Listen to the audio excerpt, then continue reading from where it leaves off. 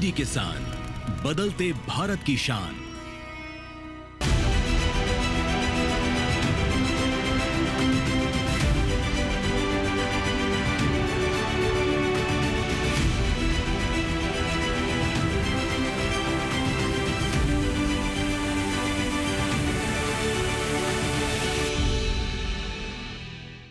नमस्कार, स्वागत है आपका दूरदर्शन किसान में। मैं हूं सुरेश मनचंदा और आप देख रहे हैं अपना कमोडिटी एक्सपर्ट। हमेशा की तरह इस हफ्ते हम आपके लिए लेकर के आए हैं कमोडिटी। जी, इस बार का जो शो है वो कुछ स्पेशल रहने वाला है, क्योंकि यहां आज हम बात सिर्फ एक सिंगल कमोडिटी की नहीं करेंगे, बल्कि आज बात होगी कमोडिटीज की कि किसमें आपको निवेश करने से ज्यादा फायदा हुआ है। दीपावली का मौका है, सबसे पहले दीपावली की हार्दिक शुभकामनाएं। लक्ष्मी बरसती है और दीपावली के दौरान हमारी यह कोशिश रहती है, हम भारतीयों की यह कोशिश रहती है कि कुछ ना कुछ सोने की चीज घर पर जरूर आए। तो क्या इस दीपावली के मौके के ऊपर सोने में निवेश आपके लिए फायदे का सौदा हो सकता है? क्या किसानों के लिए एक फायदे का सौदा सोना साबित हो सकता है? या फिर इन दिनों में मसालों के अंदर में जो चटपटापन, जो तीखापन आया है, उससे आपको फायदा हो सकता है? कहां पर किसानों को, कारोबारियों को, ट्रेडर्स को, आमजन को निवेश करना फायदे का सौदा होगा 2024-25? ये सब हम आपको यहां पर बताएंगे। आप हमारी स्क्रीन के ऊपर पे चार्ट्स देखेंगे, हम कंपैरिजन करेंगे पिछले 10 साल के आंकड़ों का। मैं आपको लेकर के चलूंगा 10 साल से भी थोड़ा सा पीछे इतिहास के अंदर, 2004 से। 2004 की अगर हम बात करते हैं तो उस समय पर सोने के भाव करीब करीब काली मिर्च के भाव के बराबर थे, यानी कि 4,500 रुपए प्रति 10 ग्राम पर सोना कारोबार कर रहा था और 4,500 रुपए के ही करीब करीब काली मिर्च भी कारोबार कर रही थी। अदर मसालों की बात करें, उनके प्राइसेस तो बहुत ही कम थे। लेकिन अगर इसकी चाल की बात की जाए, अगर हम बात करें सोने की चाल की, तो अभी तक काली मिर्च को वो बीट नहीं कर पाई। काली मिर्च ने 4500 रुपए का जो सफर है 2004 का, उसको 2008-9 में 80,000 रुपए प्रति क्विंटल का स्तर तोड़ दिया था। यह और बात है कि उसके बाद हमने प्राइसेस को नीचे आते हुए देखा। 35,000 रुपए का भी भाव उसके बाद काली मिर्च के अंदर देखने को मिला, लेकिन उसके बाद फिर से इसने रफ्तार पकड़ी। सोने की अगर बात करें तो उतार चढ़ाव वहां पर भी देखने को मिला। 2004 में 4500 रुपए का प्रति 10 ग्राम का भाव, और उसके बाद अभी फिलहाल 2024 के अंदर हम हैं और 2024 दीपावली तक 80,000 रुपए हो सकता है ये छू ले, क्योंकि 78,000 रुपए का भाव ये क्रॉस कर चुकी है। आज इसके ऊपर बातचीत करने के लिए हमारे साथ स्टूडियो में तो गेस्ट मौजूद हैं ही, उनके साथ तो आपका तारुफ करवाएंगे ही, लेकिन स्क्रीन के ऊपर मैं आपको पिछले 10 साल का चार्ट सोने का दिखा रहा हूं। 25,881 रुपए प्रति 10 ग्राम पर सोना कारोबार कर रहा था 2014 में। आप ग्राफ का ट्रेंड देख सकते हैं, लगातार साल दर साल इसके अंदर में हमने इजाफा आते हुए देखा और 78,260 रुपए का उच्चतम स्तर हम यहां पर देख चुके हैं। इस समय पर यह उम्मीद है कि दीपावली आने तक, यानी कि 2-3 दिन के अंदर अंदर हो सकता है यहां पर आंकड़ा 80,000 रुपए का स्तर तोड़ ले। क्या अब सोना 1 लाख रुपए के स्तर के काफी करीब है? और 1 लाख रुपए का यह स्तर कितने दिनों में आएगा, यह हम जानेंगे। इसके अलावा आप काली मिर्च का चार्ट, अब हम काली मिर्च के चार्ट की तरफ रुख करते हैं और वहां पर देखते हैं कि जो ट्रेंड हमने देखा काली मिर्च का, वो हमारे पास में क्या देखने को मिला। चूंकि काली मिर्च की अगर हम बात करें तो काली मिर्च 2018 में करीब 39,867 रुपए का भाव, तकरीबन 40,000 रुपए राउंड फिगर में लगाया जाए, और साल दर साल इसके अंदर भी इजाफा देखने को मिला। 65,320 रुपए का स्तर काली मिर्च भी छू चुकी है। क्या काली मिर्च सोने की रफ्तार को तोड़ेगी, यानी कि क्या काली मिर्च अब एक बार फिर से वापसी करने वाली है? काली मिर्च क्या काला सोना फिर से एक बार इतिहास दोहराएगी? क्योंकि काली मिर्च के अंदर ऐसे कौन से अब रहस्य और जुड़ रहे हैं जो इसके अंदर में तेजी ला सकते हैं? क्या 1 लाख रुपए का स्तर काली मिर्च के अंदर दिखाई देगा? यह हम जानेंगे आज के इस विशेष कार्यक्रम में। साथ ही तीसरी जो कमोडिटी है वो है केसर। केसर के ऊपर भी हम बात करेंगे, क्योंकि केसर, हिंदुस्तान का जो केसर है उसके कहने ही क्या है। खुशबू है, रंग है, स्वाद है, इसके साथ साथ इसका दाम है। 19-20 के अंदर 1,95,000 रुपए प्रति किलो बिकने वाली केसर का भाव 2,27,000 रुपए प्रति किलो। क्या केसर के अंदर में किसानों को फायदा होने वाला है? हमारे कश्मीर के जो किसान हैं उनको क्या यहां पर फायदा होने वाला है? रखना चाहिए, बेचना चाहिए? क्या भाव अंतर्राष्ट्रीय बाजारों के अंदर मिलेंगे? इस पर हम बात करेंगे। हमारे साथ स्टूडियो में 2 खास मेहमान जिनसे हम चर्चा करेंगे, आपको रूबरू करवाते हैं। हमारे साथ इस समय पर स्टूडियो में मौजूद हैं आनंद किशोर जी। आप India paper and spice trade association से हैं, और साथ ही हमारे साथ योगेश सिंघल साहब हैं। आप चेयरमैन हैं all Boolean and jeweller association से। और सोने की अगर बात की जाए तो दीपावली के दौरान हर एक किसी को चाहत रहती है कि चलो भाई ज्यादा नहीं तो कम से कम एक 10 ग्राम की गिन्नी ही सही, क्या उसमें निवेश करना फायदे का सौदा साबित होगा? क्या फिजिकल गोल्ड लेना चाहिए या पेपर गोल्ड आजकल जो चला है ETF, उसके अंदर निवेश करना चाहिए? या फिर कौन सी ऐसी और कमोडिटी है जहां पर आप पैसा लगा सकते हो? योगेश जी, मेरा पहला सवाल आपसे, 2004 से लेकर के अभी तक का जो सफर है सोने का बड़ा बेहतरीन रहा है। 1-2 सालों को अगर छोड़ दिया जाए, क्योंकि हमने एक डाउनफॉल देखा था 13 के अंदर में, एक रैली आई, उसके बाद हमने तकरीबन 14-15 के अंदर एक डाउनफॉल देखा। 11,000 रुपए सोना फिसल गया था 35,000 रुपए से। हमेशा चूंकि एक ट्रेंड, एक फेनोमिना रहा है कि हमारी ह्यूमन टेंडेंसी रही है कि यार सोना ना अभी मान लीजिए कि 80,000 रुपए के आसपास है, ये थोड़ा सा नीचे आ जाए, 70,000 रुपए के आसपास आ जाए, तब हम ले लेंगे। तो ऐसा ट्रेंड मैं लगातार देखता आया हूं। लोगों के बड़े फोन आते थे मेरे पास भी जानने के लिए कि 25,000 है जी, 20,000 आएगा जी, 20,000 आएगा तब हम सोने में निवेश करेंगे। क्या लगता है वो भाव अब देखने को मिलेंगे क्या? सुरेश जी, सबसे पहले आपको और दर्शकों को मेरा धन्यवाद और दीपावली की शुभकामनाएं। जैसा कि आपने बताया, ये इंडियन मेंटेलिटी है कि 100 रुपये बढ़ा के उसको 50 रुपये 25 रुपये अगर घटा देते हैं तो वो सेटिस्फाई हो जाता है। गृहिणियों का भी मोल भाव का थोड़ा सा एक रहता है, और पैटी जो वो बचत होती है वो कहीं ना कहीं सोने में निवेश करते हैं। अब आते हैं कि भाव की बात, 2004 में 4500 रुपये और 2024 में 80,000 रुपये। तो ये बहुत ज़्यादा सरप्राइजिंग नहीं है, क्योंकि ये इन्फ्लेशन से भी सोने का भाव बढ़ता है और इंटरनेशनल प्रेशर भी जो होते हैं उसकी वजह से भी बढ़ता है।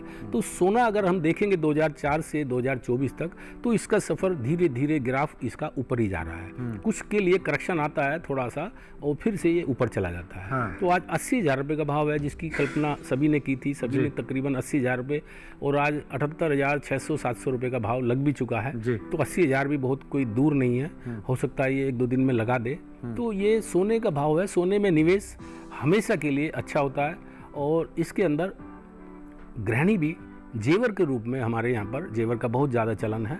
1 लाख रुपए प्रति 10 ग्राम कब तक देख रहे हो आप? देखिए सीधा सवाल है, क्योंकि हर एक की चाहत है ये जानने की कि 1 लाख रुपए जाएगा क्या सोना? देखिए, अभी 1 लाख रुपए तो नहीं कह सकते। हाँ, 80,000 82,000 रुपये तक सोना जा सकता है। और यहाँ पर खरीदारी में भी जोश में कोई कमी नहीं है। दिवाली का सीजन है, अभी करवा चौथ का सीजन गया है, तो बिल्कुल बढ़िया, मतलब एक किस्म से बिक रहा था। और अभी दिवाली का भी सीजन आ रहा है, और दिवाली के बाद में भी अगस्त से प्रोग्राम शुरू हो जाता है, तो कई महीने तक लगातार चलता है। तो सोने में मेरे ख्याल में पहले तो था, जब कम दाम थे, जब था भाई सोना घटेगा तो लेंगे, अब सोना में कोई रुक नहीं रहा है। अभी 80,000 के भाव में भी जिसको खरीदना है वो खरीदारी कर रहा है। मैं जियोपॉलिटिकल टेंशंस की तरफ भी आऊंगा। आनंद जी, चूंकि प्रोग्राम की शुरुआत मैंने काली मिर्च यानी कि जो काला सोना है उससे की है, और कंपैरिजन आज जो कमोबेश रहेगा वो सोने के साथ ही रहेगा। एक तरफ आपके पास में पीली धातु है और दूसरी तरफ आपके पास में काली मिर्च है।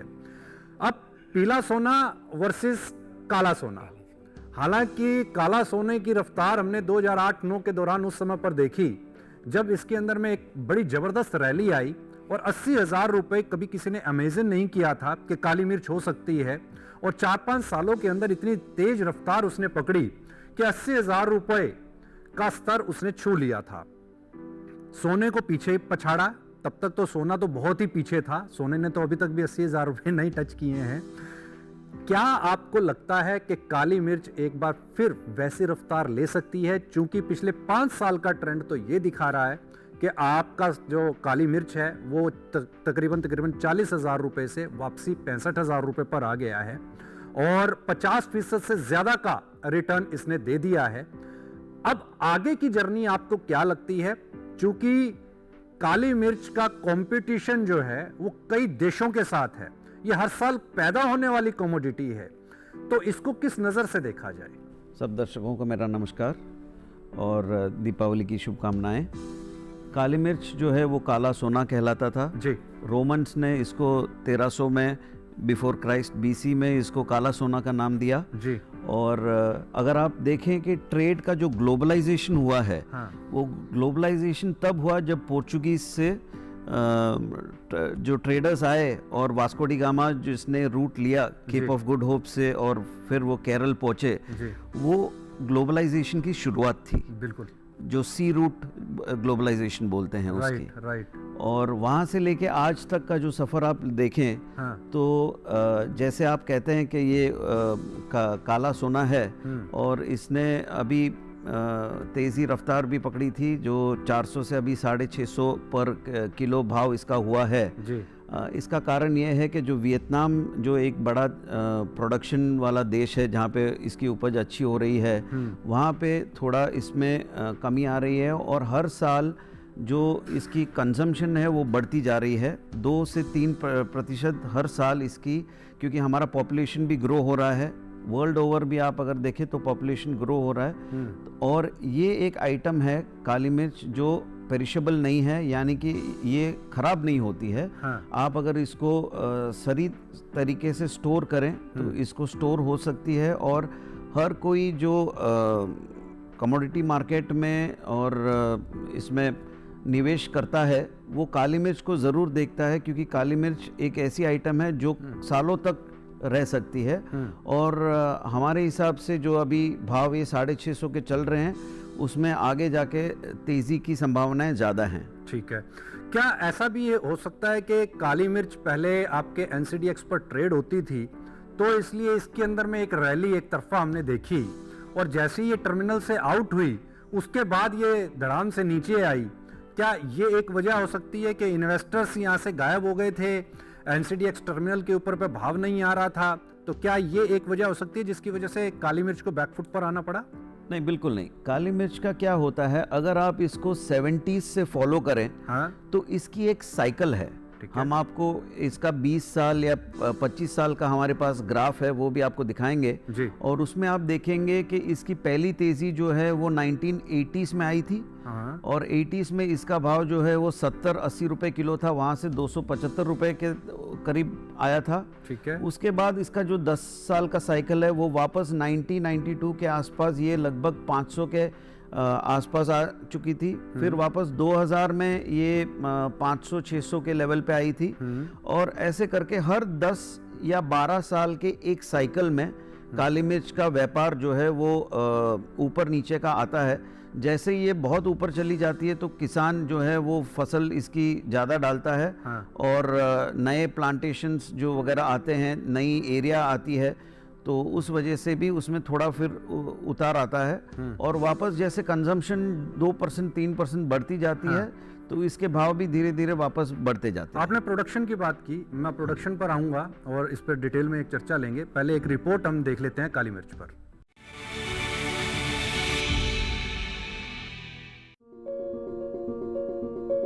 काली मिर्च मसालों का राजा है और अंतर्राष्ट्रीय स्तर पर मसालों में सबसे ज्यादा व्यापार करने वाली कमोडिटी है। ये उन शुरुआती कमोडिटीज में शामिल है जिनका व्यापार उद्गम स्थल और यूरोप के बीच हुआ। इसका मूल निवास भारत के दक्षिण पश्चिमी घाटों के पहाड़ों को माना जाता है।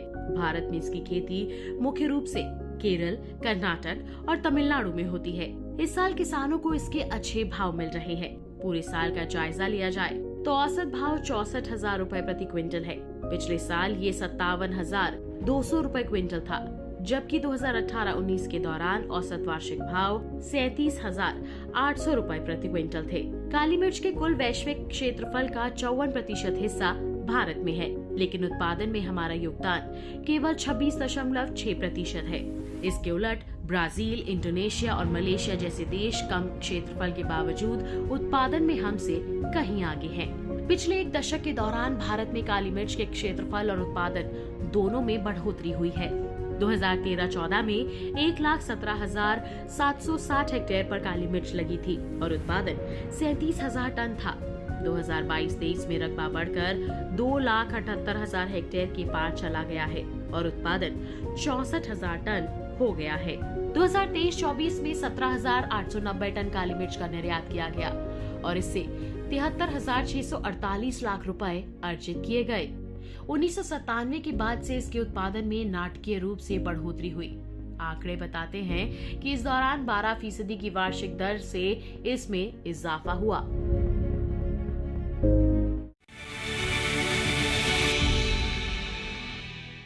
ये रिपोर्ट हमने देखी, प्रोडक्शन हमने यहां पर चेक किया। अब यहां पर तकरीबन हम ये जानने की कोशिश करेंगे कि उत्पादन के अंदर जो इजाफा आ रहा है, कमोबेश उस तरीके से प्राइसेस क्यों डिक्लाइन हुए। मैंने अभी आपसे बात की, आनंद जी, 95,000 मीट्रिक टन के आसपास का जो प्रोडक्शन था वो 21-22 का हमारा प्रोडक्शन है। अभी मैं एक फिगर और देख रहा था, तकरीबन जो भारत की जो कंजम्पशन है वो 80,000 मीट्रिक टन के आसपास कमोबेश है और जो प्रोडक्शन 18-19 में था वो 48,000, 19-20 61,000, 20-21 65,000।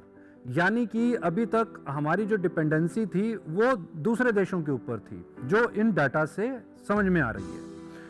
21-22 और 22-23 ये 2 साल ऐसे गए जब हम सेल्फ डिपेंडेंट हो गए। तो क्या सेल्फ डिपेंडेंसी के बाद में अब हमें ये लगता है कि यहां से निर्यात मांग कुछ निकलेगी, हम निर्यात की तरफ आगे बढ़ पाएंगे, और इससे पहले के जो एक्सपोर्ट्स थे वो कैसे थे? लगभग 2000 की साल में वियतनाम ने एंटर किया प्रोडक्शन में, और अगर आप देखें तो इंटरनेशनल कम्युनिटी जो है, आईपीसी के जो फिगर्स आते हैं हर साल के, उसमें धीरे धीरे वियतनाम जो है वो 10-20 हज़ार टन से लेके 2 लाख टन तक पहुंच गया था। ठीक है। जिसकी वजह से हमारी जो निर्यात है वो काफ़ी हद तक घट गई थी। ओके। और हम अपने खुद के डोमेस्टिक कंजम्पशन में ही सिमट गए थे। ओके। अब क्या हो रहा है कि जो हमारा भी स्पाइसेस बोर्ड है और जो एग्रीकल्चरल डिपार्टमेंट है, हाँ। उसने उसने काफ़ी रिजुविनेशन स्कीम्स और रीप्लांटेशन स्कीम्स लेके आए हैं। हाँ। और इसके अलावा नॉर्थ ईस्ट में भी इसके ऊपर काफ़ी प्रोडक्शन के ऊपर ध्यान दिया गया है। और जो टोटल प्रोडक्शन है वो हमारे कंजम्पशन से अब धीरे धीरे बढ़ रहा है, जिसकी वजह से निर्यात के चांसेस भी बढ़ रहे हैं। और जो हमारी इंडियन की क्वालिटी है वो सबसे उच्चतम है।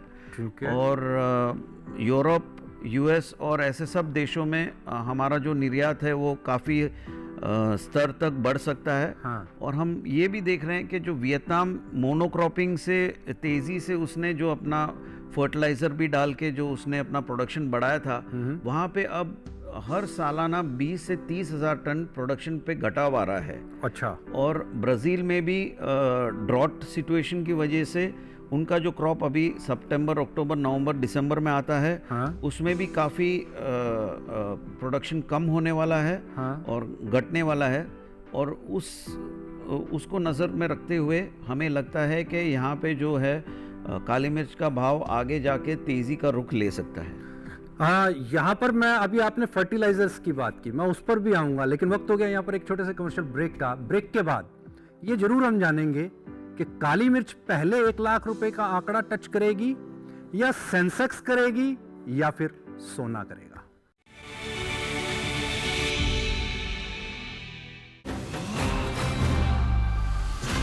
ये तुम्हारा खेत नहीं, खेल का मैदान है। अकेले क्या कर लोगे? अकेले नहीं, मेरे साथ है मेरा यार, जिसके सामने हुई अड़ियल मंडूसी की भी हार तुम्हारी तरह। IIL के ट्रैक्टर ब्रांड का मिलियन, गेहूं का पहरेदार अड़ियल मंडूसी की हार। फूल वाला, केटरिंग वाला, बैंड वाला, ये लो भाई। बैंड बजेगी पापा, अगर गड़बड़ हुई तो गए पैसे। अरे नहीं रे, बैंक संभाल लेगा। कैसे? मैंने पॉजिटिव पे सिस्टम पे रजिस्टर किया है। बैंक को चेक्स और बेनिफिशियरीज की जानकारी दे दी है। बैंक चेक करेगा, जांच करेगा, डिटेल्स मैच नहीं तो क्लियरेंस नहीं। हाँ। अच्छा, लाइए मुझे दीजिए। फोटो वाला, लाइट वाला, मंडप वाला। RBI कहता है जानकार बनिए, सतर्क रहिए। बिल्कुल सही कह रहे हैं। ब्रेक के बाद एक बार फिर से स्वागत है। हम बात कर रहे हैं कि 1 लाख के आंकड़े के पास इस समय पर 3 ऐसी चीजें हैं जहां पर हर निवेशक की नजर है। पहला है सोना। सोने में हर एक की दिलचस्पी रहती है, चाहे आपको खरीदना है या नहीं खरीदना, लेकिन भाव की तरफ आपका एक अट्रैक्शन जरूर रहता है। दूसरा है सेंसेक्स। इन दिनों सेंसेक्स भी बड़ी तेजी के साथ 1 लाख की तरफ अपने आप का रुख किए हुए है। क्या सेंसेक्स 1 लाख का आंकड़ा टच करेगा या सोना करेगा? अब तीसरी एक कमोडिटी है, वो है काली मिर्च।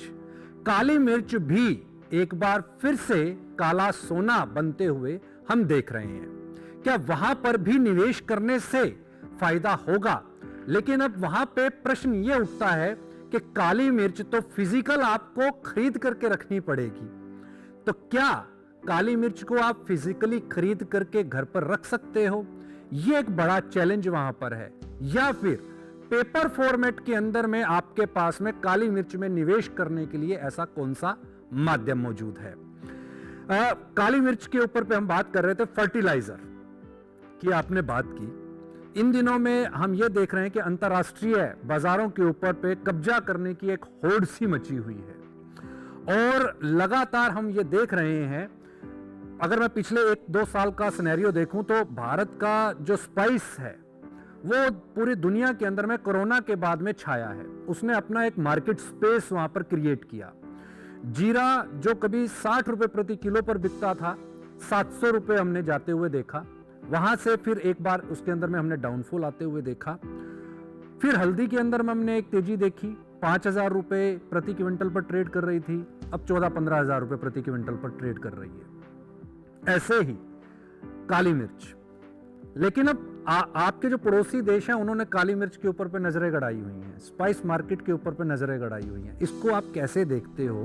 और इसमें आपके जो देश के जो किसान हैं, जो कारोबारी हैं, उनको क्या थ्रेट लगता है कि वो थ्रेट इस समय पर मौजूद है? क्योंकि कब्जा करने के लिए इस समय पर पेस्टिसाइड एक बड़ा मेजर इशू बन करके उभरा है, सरकार के लिए भी, किसानों के लिए भी और खास तौर पर एक्सपोर्टर्स के लिए। तो आपके मैं 2 सवाल के जवाब देता हूं जी। काली मिर्च को जो निवेश करने की बात आपने कही है जी। उसके बारे में ये कहूँगा कि आज हमारे पास एक ऐसा टूल आ गया है जहाँ पे आप ENWRN सर्टिफिकेट जो है वो बना सकते हो। इसको सेंट्रल वेयरहाउस कॉरपोरेशन की जो स्टोरेज है वहाँ पे रख सकते हो। ठीक है। और 2 रिपोजिटरीज हैं, CCRL और NERL। वहाँ पे इसको आप ई फॉर्मेट में इसको आप स्टोर कर सकते हो। और इसके बाद इसको हमारा जो नया ऑनलाइन ऑक्शन चालू हुआ है वहाँ पे काली मिर्च को आप ट्रेड कर सकते हो। और इसमें आपको बैंकों से भी 75% फाइनेंस की सुविधा दी गई है। तो क्या इसके अंदर में डिलीवरी लेना कंपलसरी होगा या नहीं होगा? हाँ, ये स्पॉट मार्केट है। हाँ। ऑक्शनिंग सिस्टम है, तो इसमें डिलीवरी जो है वो कॉन्ट्रैक्ट कंपलसरी कॉन्ट्रैक्ट है। ओके। उस हिसाब से ये चलता है। ठीक है। ये हो गया अपनी निवेश के बारे में बात कि इसमें सहूलियतें हैं। इसका हम आपको पूरा जो डेटा है और इसको कैसे आप इन्वेस्ट कर सकते हैं इसकी पूरी स्कीम हम आपको समझा देंगे। ठीक है। दूसरा जो आपका क्वेश्चन है पेस्टिसाइड्स के बारे में, तो इसमें काफ़ी क्लैरिफिकेशन की ज़रूरत है। जो हमारे MRLs थे, जो FSSAI जिसको रेगुलेट करती है, उसके ऊपर जो मॉडिफिकेशंस आने थे वो मॉडिफिकेशंस अब लिए जा चुके हैं। जो करेक्शंस लेके आने थे वो करेक्शंस आ चुके हैं। और जो प्रैक्टिकल कोडेक्स स्टैंडर्ड के हिसाब से जो लिमिट्स हैं, जो इंटरनेशनल लिमिट्स हैं, उनको भी सेट किया गया है। और हमारे जो प्रोड्यूस हैं वो ज़्यादातर इस लिमिट के अंदर ही आते हैं। तो उसमें एक क्लैरिटी मैं लेके आना चाहता हूँ। और ये जो बीच में एक इंडियन स्पाइसेस के ऊपर बवाल मचाया गया था, वो कुछ ऐसे देशों ने मिलके किया था कि जो हमारे स्पाइसेस जो कोरोना के बाद फेमस हो गए थे और इंडिया को रिलेट किया जा रहा था इंडियन स्पाइसेस से या इंडियन बासमती राइस से, तो इनके ऊपर कुछ देश चाहते थे कि हमारी जो ब्रांड इमेज है और जो हमारी ब्रांड वैल्यू है उस पे थोड़ी बहुत ये लोग उसको डैमेज करें। तो उसके ऊपर जो डैमेज हमारी कॉमर्स मिनिस्ट्री जो है, पीयूष गोयल जी ने इसको समझा, ट्रेडर्स के साथ, स्पाइसेस बोर्ड के साथ, एफएसएसआई के साथ, और जो CBIRC है और ICAR है, उनके साथ भी मिलके हमारी सब मीटिंगें हुई और जहाँ पे पेस्टिसाइड्स के बारे में डिस्कशन भी किया गया। और इसका जो सोल्यूशन है उसको हमने आगे ले आके उसको प्लेस कर रहे हैं अभी। तो वो काम अभी एक तरफ से जारी है। और दूसरा जो ब्रांड बिल्डिंग है उसके बारे में भी जारी है, क्योंकि हमारे जो कॉम्पिटिंग नेशंस हैं वो चाहते हैं कि इंडिया का नाम या इंडिया का ब्रांड जो है उस पर डैमेज हो जाए। लेकिन हम लोग ने भी हमारा जो नरेटिव है उसको सामने रखा है दुनिया के सामने और हमारे देश के लोगों के सामने, कि हमारी जो स्पाइसेस हैं और हमारे जो मसाले हैं वो बहुत सेफ हैं और जो उसका जो प्रोडक्शन हो रहा है वो भी काफ़ी साफ़ सुथरा, और जो यूनिट्स हैं और जो हमारे ब्रांड्स हैं, इंडियन ब्रांड्स हैं जो हमें वर्ल्ड मार्केट में हमें फेमस करते हैं, वो भी काफ़ी स्तर पे उन्होंने इसको हाईलाइट किया है। और हम मानते हैं कि आगे जाके हमारे स्पाइसेस को उससे भी बेहतर पोजीशन में हम लोग लेके आएंगे। दरअसल बेसिकली जिस तरीके से हम देखते हैं कि इंटरनेशनल मार्केट के अंदर में हर एक कंट्री की कोशिश रहती है कि वो अपना शेयर कैसे बढ़ाए। अभी जियोपॉलिटिकल टेंशन्स हैं और जियोपॉलिटिकल टेंशन्स की वजह से भी हमने गोल्ड के अंदर में एक रैली आते हुए देखी है।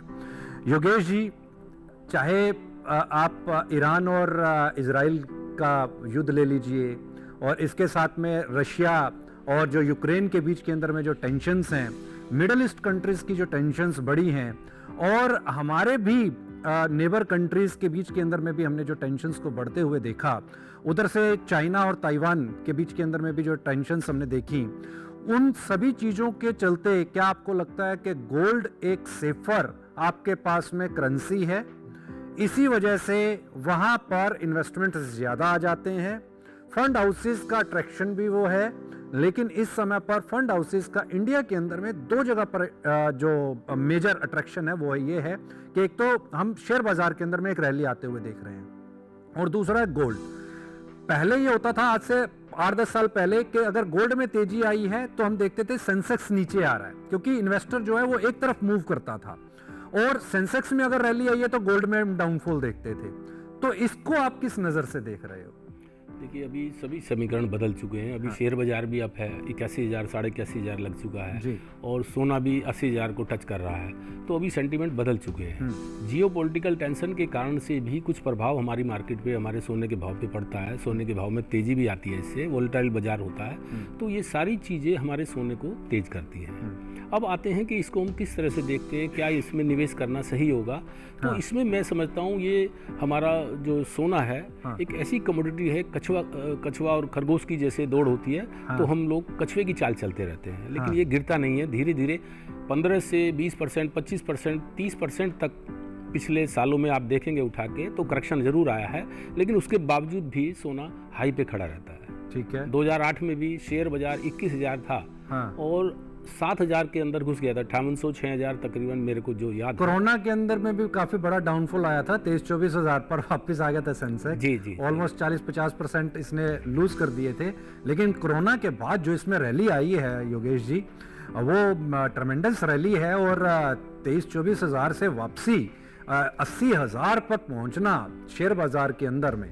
और अभी इंटरनेशनल मार्केट्स के अंदर अगर हम देखते हैं तो शेयर बाजार के अंदर में एक अगर गिरावट आ भी जाती है तो भी इंडियन जो शेयर मार्केट है उसके अंदर में बड़ा बुल रन हम देख पाते हैं। तो इसको किस नज़र से देखें इस समय पर? क्या आपको लगता है कि शेयर बाजार में पैसा लगाना उचित है या फिर सोने में?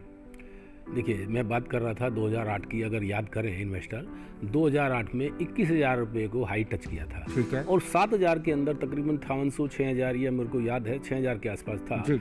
तो करेक्शन कितना आया था? रुपये के 30 पैसे रह गए थे। ठीक है। लेकिन सोने में 10%, 20%, 15% के बीच में ही मंदा आया था। ठीक है। और आज भी इतिहास उठा लीजिए, सोने में 20%, 25% की एवरेज में ज़्यादा से ज़्यादा करेक्शन आया है। एक बार 30% आया था 2013 में। ठीक है। तो इसमें बहुत ज़्यादा गिरने का संभावना नहीं होती है, इसमें बढ़ने की संभावना रहती है। अगर लॉन्ग टाइम इन्वेस्टर देखें, अगर कोई 80,000 रुपये में भी सोना खरीद के रख लेता है और उसके बाद में कोई रैली आ जाती है या कोई घट जाता है बाजार, तो भी उसको लॉन्ग टाइम इन्वेस्टर को नुकसान नहीं होगा। 2-4 साल में फिर से वही भाव ऊपर आ जाएगा। क्योंकि एक सेंटिमेंट जरूर रहता है, उस सेंटिमेंट के बारे में हम जानेंगे कि भाई सोना खाया तो जाता नहीं है।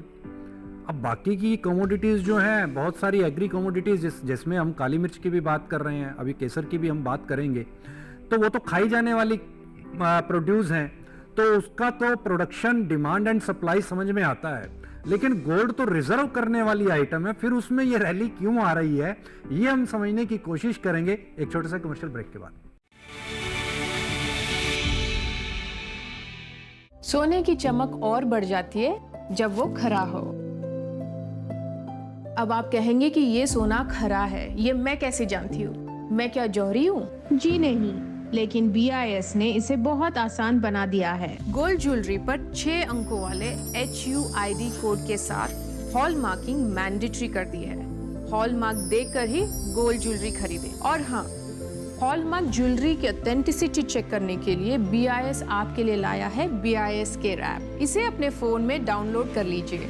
जब भी गोल्ड ज्वेलरी खरीदें, BIS केयर ऐप से हॉलमार्क गोल्ड ज्वेलरी की ऑथेंटिसिटी चेक करें। BIS है विश्वास का प्रतीक। BIS, inspiring quality. ब्रेक के बाद एक बार फिर से स्वागत है। चर्चा इंटरेस्टिंग है कि आपको निवेश कहाँ करना चाहिए इस दीपावली। इस दीपावली सोना आपके लिए बेहतर है, शेयर बाजार आपके लिए बेहतर है, या फिर काली मिर्च आपके लिए बेहतर है, या फिर केसर आपके लिए बेहतर है। केसर में भी आप निवेश कर सकते हैं। केसर पर यह हमारी खास रिपोर्ट।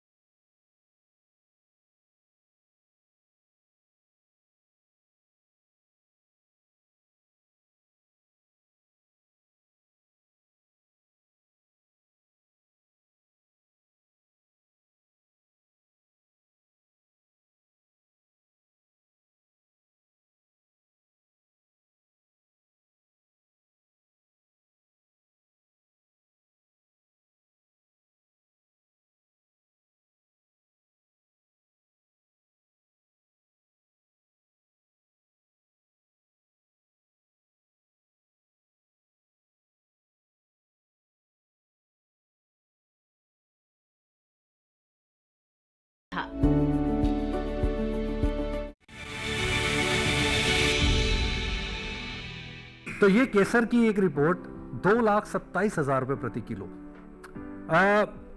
आनंद जी, चूंकि काली मिर्च और अदर मसालों की अगर हम बात करते हैं, जैसा कि जियोपॉलिटिकल टेंशन्स हम देख ही रहे हैं, कहीं ना कहीं ये एक वॉर होती है। सिल्क रोड हम एक बार पहले सुना करते थे सिल्क रोड के लिए, यानी कि जिसको ट्रेड रोड बेसिकली बोल दिया जाता, तो हर कंट्री की कोशिश होती थी कि उसके ऊपर कब्जा कर लिया जाए। तो सेम एज इट इज हम ये मान करके चलते हैं कि एशियन कंट्रीज जो हैं उसमें भी कहीं ना कहीं ये वॉर चलती है कि भाई आपका वेस्ट के अंदर में किसने ज्यादा कब्जा करना है और मिडिल ईस्ट कंट्रीज पर कौन ज्यादा कब्जा करेगा। तो यहां पर क्या हम ये मान करके चलें कि स्पाइसेस को लेकर के चाइना और इंडिया के बीच के अंदर भी कहीं ना कहीं एक शीत युद्ध जो है वो छिड़ा हुआ है, और उस शीत युद्ध को आप किस नजर से देखते हैं? तो ये बात ही हमारी जब कॉमर्स मिनिस्ट्री में डिस्कशन हो रही थी, हाँ। तो इसको हम नॉन टैरिफ ट्रेड बैरियर्स बोलते हैं, जहाँ पे ये एक तरह का कोल्ड वॉर होता है। अच्छा। और जो कॉम्पीटिंग कंट्रीज हैं, हाँ। वो एक दूसरे के ओरिजिन के सामने कॉम्पीट करते हैं, हाँ। कि भाई हमारा जो ब्रांड वैल्यू है वो ज़्यादा अच्छा है। ठीक है। अब अगर आप स्पाइस रूट को लें, हाँ। तो वास्को डी गामा का आना और केरल में आके यहाँ से स्पाइसेस खरीदना, और इंडिया का जो स्पाइस प्रोडक्शन है, जो वैरायटी आपको इंडिया में मिलती है वो और कहीं पे भी नहीं मिलती है। ठीक है। और जो फूड में फ्लेवर और टेस्ट ले आता है वो स्पाइस है। ठीक है। और उसी वजह से दी इंडियन फूड भी वर्ल्ड फेमस हुआ है। अब जैसे आपको इंडियन फूड मिलता है या चाइनीज़ फूड मिलता है या थाई फूड मिलता है, ये सब एशियन कंट्रीज़ के जो फूड और फ्लेवर हैं वो भी अब इंटरनेशनली एक्सेप्टेड होने लगे हैं। बल्कि मैं तो ये समझता हूँ कि फ्लेवर से ज़्यादा हर्ब्स के तौर के ऊपर पे हमारे स्पाइसेस को ज़्यादा ट्रीटमेंट मिलने लगा है। चाहे जीरे की बात कर लें या काली मिर्च की बात कर लें, और काली मिर्च का तो तेल जो है ऑयल एक्सट्रैक्ट करके अब पता नहीं कितनी औषधियों के अंदर में वो यूज़ किया जा रहा है। बिल्कुल, इसकी जो हेल्थ बेनिफिट्स हैं वो बहुत काफ़ी हैं, जिससे अपने स्वास्थ्य को हम संभाल सकते हैं। इसका कोई दूसरी तरह से रिएक्शन भी नहीं है, जिस वजह से इसका काफ़ी उपयोग हो रहा है। हल्दी एक बहुत ही इंडिया में काफ़ी, मैं कहता हूँ काफ़ी सालों से जो अपने महर्षि हैं वो हल्दी का इस्तेमाल करते थे। इसको एक नेचुरल एंटीसेप्टिक भी माना जाता है। राइट। इसके ऊपर अगर आप देखें तो हमारे ग्रंथों और वेदों में भी लिखा गया है कि कितनी इसकी प्योरिटी है और इसका जो उपयोग है। प्रॉपर्टीज तो बहुत हैं, लेकिन अब सवाल ये आता है कि हमारे जो दर्शक हैं वो आपकी काली मिर्च में निवेश कैसे कर सकते हैं? क्योंकि सोने का तो समझ में आता है कि 10 ग्राम भी ले सकते हैं, 1 ग्राम भी ले सकते हैं। ठीक है। अदर जो शेयर मार्केट की तरफ अगर वो रुख करते हैं तो वहाँ पर 1 शेयर भी परचेज कर सकते हैं, 100 शेयर भी परचेज कर सकते हैं। अब काली मिर्च का आपने जैसा बताया कि अभी आपके पास में एक्सपोर्ट मार्केट का एक एक्सचेंज एस्टेब्लिश हो गया है, आपको वेयर हाउस की टेंशन नहीं है, वेयर हाउस आपके पास में है, वहाँ पे आप अपना माल रख सकते हैं। बिल्कुल। लेकिन उसको समझने की जो इश्यूज हैं उसको कैसे कंसीडर किया जाए और उसमें लिक्विडिटी कैसे आएगी, यानी कि जो पैसे का जो प्रवाह है, क्योंकि जब तक पैसे का प्रवाह किसी कमोडिटी के अंदर नहीं आएगा तो उसमें हलचल पैदा नहीं होगी और उसमें अट्रैक्शन पैदा नहीं होगा। क्योंकि वो कहते हैं ना कि चढ़ती कला को सबका सलाम होता है, उगते सूरज को सभी नमस्कार करते हैं। बिल्कुल। तो उगता सूरज क्या आपको लगता है कि काली मिर्च बन करके उभरेगा? बिल्कुल। जो ई ऑक्शन प्लेटफॉर्म आने वाला है वो काफ़ी ट्रांसपेरेंट है। आपके कंप्यूटर पे भी नहीं, लेकिन आपके मोबाइल फ़ोन पे भी इसका एप्लीकेशन ऑलरेडी लॉन्च हो चुका है। यानी कि आप मोबाइल पे भी इसको देख सकते हैं कि क्या प्राइस रेंज में चल रहा है। अच्छा। और इसके अलावा इसकी जो क्वालिटी है उसको जांच करके वो जो क्वालिटी है उस सर्टिफिकेट को भी उस ऑक्शन के साथ उसमें लगाया जाएगा, ताकि जो निवेश करना वाले हैं वो समझ सकते हैं कि मैं ये क्वालिटी का माल खरीद रहा हूँ। और इसका जो है अगर आप ग्लोबल स्तर पे देखें तो इंटरनेशनली भी इसकी जो हर साल की, पिछले साल का जो एक्चुअल प्रोडक्शन और कंजम्पशन था वो फिगर्स बाहर आते हैं हर साल। जो और उसके बाद इस साल का जो एस्टिमेट है वो आता है और आने वाले साल का प्रोजेक्शन है वो भी आता है। तो ये तीनों जो है वो अगले महीने आईपीसी की बैठक होने वाली है श्रीलंका में, ठीक है, कोलंबो में, जहाँ पे इन 3 सालों के फिगर के बारे में डिस्कशन रहेगा। ठीक है, और उसमें से जो आउटकम आएगा कि कितना प्रोडक्शन कम हो रहा है वियतनाम में और कितना प्रोडक्शन दूसरे देशों में हो रहा है, उस हिसाब से निवेशक इसमें अपना गणित करके इसमें क्योंकि जो कैरी फॉरवर्ड है वो कम होने वाले हैं, ओके, तो जो इस साल का जो स्टॉक है जो अगले साल तक जाने वाला है उसमें काफ़ी कमी आने वाली है, जिसकी वजह से मार्केट में तेज़ी का थोड़ा रुख बन रहा है। तो आपको लगता है कि इसमें अब तेजी सुनिश्चित हो सकती है? हाँ, इसके लिए जो हमने आपको अभी बताया है वो निवेश करने की जो सिस्टम है वो आ जाएंगी, बैंकिंग चैनल भी आ जाएगा, ओके, तो इसमें भी मार्केट में जो पार्टिसिपेंट्स उसमें बढ़ोतरी आएगी। और जैसे ही पार्टिसिपेंट्स में बढ़ोतरी आती है, जैसे पहले जो हमारा जो एक्सचेंज हुआ करता था, कमोडिटी स्पेसिफिक एक्सचेंज कोचीन में हुआ करता था, वो 1955 से लेके 2015 तक हमने चलाया। ठीक है, और उसके बाद जब नेशनल एक्सचेंजेस इसमें आ गए तो हम लोग ने थोड़ा हमें रुकना पड़ा। अब जो है वो नेशनल एक्सचेंजेस में वॉल्यूम नहीं है, लेकिन हमारे जो ई ऑक्शन है, हम लोग काफ़ी कॉन्फिडेंट हैं कि जो ट्रांसपेरेंसी और जो सिस्टम क्वालिटी के हम लेके आ रहे हैं उससे ये कमोडिटी में निवेश के लिए बहुत आसान हो जाएगा। कोई भी इन्वेस्टर इसमें एक इशू मैं बीच में इंटरप्ट कर रहा हूँ, उसके लिए माफी, क्योंकि एक इशू जो है, देखिए अभी आपने कहा नेशनल एक्सचेंजेस जब आ गए, अब नेशनल एक्सचेंजेस का यहाँ पर जो आना है वो कहीं ना कहीं ये दिखाता है था कि जो काली मिर्च आपके एनसीडीएक्स पर ट्रेड हो रही थी, अब उसके अंदर में क्वालिटी को लेकर के एक मेजर इशू वहां पर क्रिएट हुआ। बिल्कुल। और क्या जो अभी आपने स्पॉट मार्केट एक्सचेंज जो चालू किया है, क्या वो इशू आपके एक्सचेंज पर नहीं आएगा?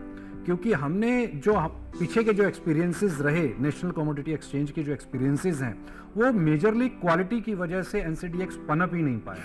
उसको जो मेजरली जो थ्रेट जो हुआ और उसका डाउनफॉल का रीजन भी जो रहा वो क्वालिटी रहा, क्योंकि एनसीडीएक्स कभी भी क्वालिटी के ऊपर पे अपनी पकड़ को मजबूत नहीं कर पाया। तो ऐसे में क्या आपको लगता है कि जो अभी आपने स्पॉट मार्केट चालू किया उस पे ये क्वेश्चन नहीं आएगा?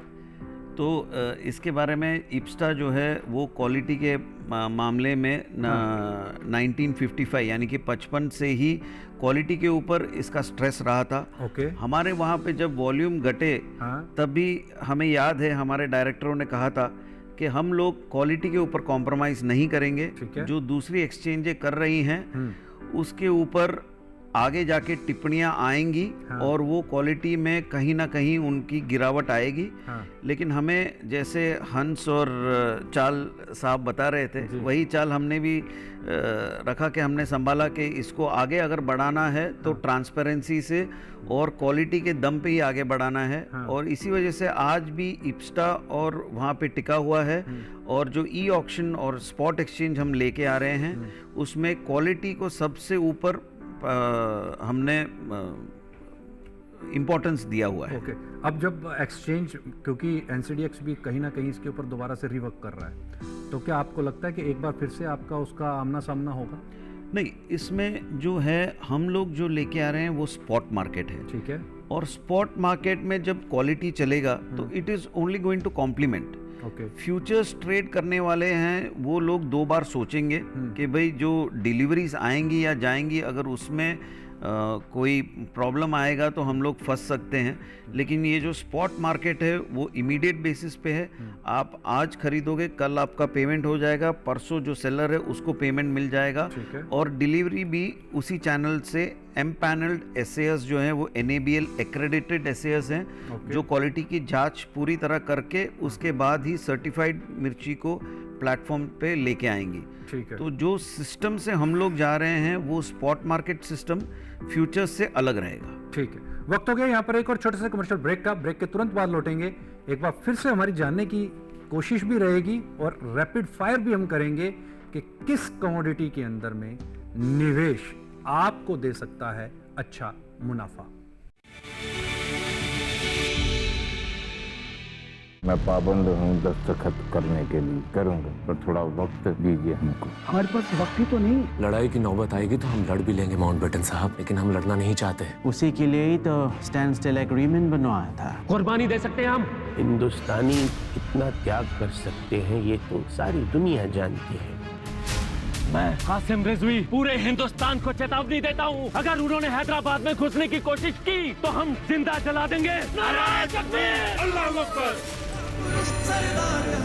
सरदार द गेम चेंजर हर रविवार प्रातः 11:30 बजे और पुनः प्रसारण रात 10 बजे सिर्फ डीडी नेशनल पर। देश का पहला चैनल, देश का अपना चैनल।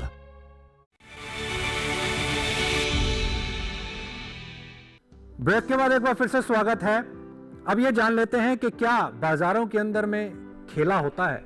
जी अभी बात हो रही थी कमोडिटी एक्सचेंजेस की। योगेश जी, आपने भी सोने और चांदी के अंदर बड़ा नजदीक से देखा है, आप तो फिजिकल बाजार के अंदर भी ट्रेड करते हो। क्या आपको लगता है कि एमसीएक्स में भी कहीं ना कहीं खेला होता है, लेकिन ये इंटरनेशनल कमोडिटी है इसलिए पकड़ में नहीं आती? बिल्कुल, जैसे शेयर बाजार में आप लोग सुनते हैं कि खेला होता है, इसी तरह से कमोडिटी इसमें भी होता है। और यही एक लूपहोल है जिसमें कि जो आम निवेशक है वो फंस जाता है। उसको विभिन्न एक्सपर्ट टीवी पे आके बताते हैं कि भाई अभी सोने में ये स्टॉप लॉस है और ये तेज का भाव लगाइए, ये मंदे का लगाइए, और वो लगा देता है और उसका स्टॉप लॉस भी खत्म हो जाता है। तो मैं तो यही चाहता हूँ कि कभी भी कोई इन्वेस्टर करे तो वो भले ही उसको 1 लाख रुपए का सोना खरीदना हो, लेकिन वो फिजिकल शेप में ले, वो एमसीएक्स में मल्टी कमोडिटी एक्सचेंज में ना जाए। आनंद जी, एक आपकी पेपर ट्रेड है कंप्लीटली, एक में आपका फिजिकल मार्केट इन्वॉल्व है, इसमें नेचर भी इन्वॉल्व है, इसके बीच के अंदर में इंटरनेशनल सिनेरियोज भी इन्वॉल्व हैं, तो सेबी इसको किस तरीके से करेक्ट कर सकती है? देखिए, इसके लिए सेबी को एक अपना सेल बनाना पड़ेगा, जिसमें सेबी को एग्रोनॉमिस्ट को भी लेना पड़ेगा इसमें, और एम्पैनल्ड एसेइंग लेबोरेटरीज को लेना पड़ेगा। कि ये हमारी एम्पैनल्ड एसेइंग लेबोरेटरीज हैं जो माल को चेक करेंगी। ठीक है। इसके ऊपर जो वेयर हाउसेस में माल रखा जाता है उसके ऊपर ऑडिट्स और सर्वेलेंस सेबी की तरफ से भी करना चाहिए। जो इंडिपेंडेंट एसेयर्स हैं, इंडिपेंडेंट पार्टीज हैं, अभी सेबी की तरफ पे उनका ऑडिट नहीं हो रहा है? सेबी जो है वो एक्सचेंज के ऊपर ही ऑडिट करती है, एक्सचेंज के अकाउंट्स के ऊपर ऑडिट करती है। उनके जो फिजिकल स्टॉक है उसके ऊपर या उसकी क्वालिटी के ऊपर ऑडिट नहीं होता है, जिसकी बहुत ज़रूरत है। ठीक है। और सेबी अपने एक NABL लैब के साथ जॉइंटली इस ऑडिट का करना चाहिए उनको हर कमोडिटी के ऊपर, तो इसमें फाइंडिंग्स उनको आ सकती हैं। ठीक है। और इसमें ट्रांसपेरेंसी बढ़ सकती है। ठीक है। योगेश जी, सोना 1 लाख रुपए कब छू लेगा? देखिए, मैं समझता हूँ कि आपको याद होगा 68,000 रुपये सोने का भाव था और वहाँ से गिर के 58,000 आया था। ठीक है। और 58,000 की रैली जो 78,000 79,000 रुपये तक पहुँच चुकी है। तो मेरे ख्याल में अभी 80,000 रुपये पे इसको थोड़ा सा करेक्शन लेना चाहिए, थोड़ा सा बाजार को करेक्ट होना चाहिए। आप योगेश जी हमेशा मंदी में मेरे को लगा है कि जब भी थोड़ी बहुत रैली आई है आप हमेशा मंदी को पसंद करते हैं। नहीं, मंदी को देखिए, आप उठा के देख लीजिए, 20 से 30% का करेक्शन हर बार होता है, 2-4 साल में एक बार हो ही जाता है। ठीक है। तो ये करेक्शन की उम्मीद हर आदमी करता है और करेक्शन होता भी है। ठीक है। मंदी का मतलब परमानेंट मंदी नहीं होती है। मंदी का मतलब जैसे अभी 58,000 था, हमारा प्रेडिक्शन था कि 55,000 रुपये तक ये सोना जा सकता है। तो 1,000, 2,000, 3,000 रुपये ऊपर नीचे तो हो सकता है, लेकिन करेक्शन के बाद में सीधा ग्राफ बन के ये ऊपर की तरफ ही जाएगा। 1 लाख कब टच करेगा? अभी उसमें कुछ समय है, अभी थोड़ा सा 2025 माने? हाँ बिल्कुल, 2025 तो नहीं, लेकिन थोड़ा सा और भी आगे थोड़ा सा रुक सकते हैं। यानी 2025 तक आप 1 लाख नहीं देख रहे हैं सोना? हाँ, मैं अभी 2025 में तो यहाँ से करेक्शन 20% की माने तो 16,000 रुपये टूट सकता है सोना। आप देख लीजिए, 80,000 और 15,000, मतलब क्या आपको लगता है कि 65,000 रुपये आ जाएगा? देखिए, 20%, 25%, 30%, 15% करेक्शन ये आपको हर 2-4 साल में देखने को मिलेगा अगर आप ग्राफ उठा। तो ये 65,000 कब तक देखने को मिल सकते हैं भाव? देखिए, अभी इसके लिए नहीं कह सकते क्योंकि अभी जियोपॉलिटिकल टेंशन भी है, फेड रेट ने भी अपने इंटरेस्ट के लिए कमर कसी भी है, और दूसरा चाइना है वो सोना खरीद रहा है करेंसी लॉन्च करने के लिए, इधर रसिया है वो चांदी खरीद रहा है, इधर फंड हाउसेज हैं वो खरीद रहे चांदी हैं। तो कम, अच्छा चांदी 1 लाख रुपए कब हो जाएगी? हाँ, चांदी तो हो चुकी है जी। चांदी तो कल 1 लाख रुपए से ऊपर, 1,05,000 रुपए का 1 किलो का बार हमने बिका। खरीदा है कल। अच्छा, हाँ, ठीक है। 1 लाख MMTC का बार तकरीबन 1,05,000 रुपए का वो खरीदा है, तो ये हो चुकी है। ठीक है। तो मतलब इन्वेस्टर भी है हमारे यहाँ पर, मतलब सोने में हर तरफ से डिमांड है। ठीक है। और डिमांड कहीं ना कहीं जो है जब ख़त्म होती है या रुकती है, या कोई प्रोग्राम में जब जैसे चाइना खरीद रहा है सोना, इंडिया ने भी खरीदा है, और भी देश अपनी करेंसी को मजबूत करने के लिए, उसके पीछे प्रतिभूति रखने के लिए अपनी करेंसी को मार्केट में, जैसे अमेरिका का डॉलर है वीक हो रहा है, तो हर देश चाहता है कि हमारा इंटरनेशनल मार्केट में हमारी करेंसी चले। भारत भी इसकी कोशिश कर रहा है। जी। आनंद जी, काली मिर्च 1 लाख कब? काली मिर्च को थोड़ा वक्त लग सकता है। काली मिर्च का जो प्रोडक्शन है वो आने वाले सालों में, जैसे मैंने कहा, वियतनाम में जैसे जैसे प्रोडक्शन घटता जाएगा तो इसके संभावना बढ़ती जाएंगी। वियतनाम ने मोनोक्रॉपिंग की थी, और मोनोक्रॉपिंग में यही होता है कि प्रोडक्शन ड्रास्टिक चेंजेस आ जाते हैं मोनोक्रॉपिंग में। ब्राज़ील और वियतनाम में अगर आप देखें तो काफ़ी हद तक यही हुआ है। इंडिया में इंटरक्रॉपिंग की वजह से इसमें स्थिरता है और इसका प्रोडक्शन स्टेबल है, और ये कमोडिटी जो है वो जैसे मैंने कहा पेरिशेबल नेचर नहीं है। आप इसको सही तरीके से स्टोर करें तो ये 10 साल तक भी स्टोर हो सकती है। तो इसमें संभावनाएं हैं कि मार्केट में बढ़ोतरी आ सकती है, क्योंकि इसका हर साल कंजम्पशन भी बढ़ रहा है। इसकी खाने के अलावा इसकी जो न्यूट्रास्यूटिकल और फार्मास्यूटिकल यूसेज है वो भी बढ़ रही है। तो काली मिर्च में आगे जाके हमें सुधार और नज़र आ सकता है। योगेश जी, चांदी ने तकरीबन 1 साल के अंदर में 50% का रिटर्न दे दिया है। सोने में अभी आप मान रहे हैं कि मंदी आ सकती है, यानी कि 15 से 20% का करेक्शन आ सकता है। क्या चांदी में भी करेक्शन आ सकता है? बिल्कुल, सोना चांदी भाई बहन हैं और इसके साथ साथ ही चलते हैं। अब देखिए, इसका रेशो वैसे तो चांदी का बिगड़ा हुआ है। हाँ। अगर आप 2004 में देखें, 2000 सन में देखें, तो इसका 1 और 2 का रेशो था। जी। यदि 4000 रुपये सोना है तो 8000 रुपये चांदी होती थी। ठीक है। और अगर रेशो बिगड़ता भी था तो 1.5 गुना होता था, यानी कि 4000 सोना है तो 6000 रुपये चांदी होती थी। ठीक है। तो वो रेशो बिगड़ा हुआ है। अभी रेशो बिल्कुल मतलब 80-20 का है। तो अभी इसमें काफ़ी मतलब गुंजाइश है चांदी में बढ़ने की। तो चांदी आप ऊपर में कहाँ पर देख रहे हैं, क्या स्तर देख रहे हैं? 1,20,000 रुपये तक भी ये जा सकती है। कब तक ये कहना मुश्किल है, लेकिन हाँ, इसी साल हो जाएगी 2024, दिसंबर 2024 कभी भी आ सकती है 1,20,000 रुपये तक, क्योंकि इसका रेशो जो है ना जी 80,000, और 1.5 गुना रेशो कभी भी पकड़ सकती है। आनंद जी, स्पाइसेस के अंदर में केसर ज्यादा मुनाफे की कमोडिटी हो सकता है या फिर काली मिर्च? देखिए, दोनों की अपनी अपनी यूसेज हैं। हाँ। केसर जो है वो कश्मीर बेल्ट में अब नॉर्मल सी भी बहुत आ गई है, और वहाँ पे प्रोडक्शन बढ़ने की संभावना है। हाँ। काली मिर्च में भी नॉर्थ ईस्ट सेक्टर पे गवर्नमेंट काफ़ी रीप्लांटेशन रिजुविनेशन स्कीम्स लेके आ रही हैं। हाँ। तो वहाँ पे भी प्रोडक्शन आगे जाके बढ़ेगा। ठीक है। लेकिन काली मिर्च का कंजम्पशन पैटर्न जो है वो बढ़ता जा रहा है। हाँ।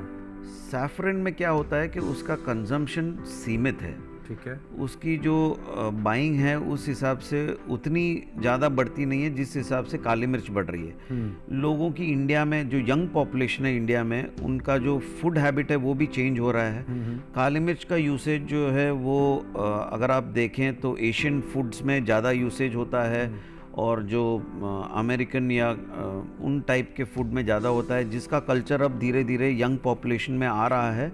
तो काली मिर्च का जो कंजम्पशन है वो काफ़ी ज़्यादा बढ़ने की उम्मीदें रखता है, और मेरे हिसाब से काली मिर्च थोड़ा आगे जा सकती है सैफरन के मुकाबले।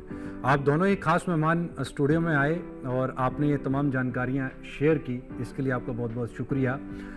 लेकिन इस प्रोग्राम से एक बात तो निकल करके आती है कि 3-4 कमोडिटीज़ या 3-4 सेगमेंट्स ऐसे हैं जो इस समय पर नए हाईज लगाने के लिए आतुर हैं, जिसमें सोना है, चांदी नए हाई लगा चुकी है, 1 लाख का स्तर हम बहुत पहले, आज से 10 साल पहले हम सोच रहे थे कि 1 लाख रुपया हो जाएगी, लेकिन उसके बाद जिस समय पर इसने चांदी ने 75,000 80,000 रुपये का स्तर छुआ था, उसके बाद एक बड़ा मेजर फॉल जो है 30,000 रुपये तक चांदी को हमने आते हुए देखा और वहाँ से इसने धीरे धीरे चलना चालू किया।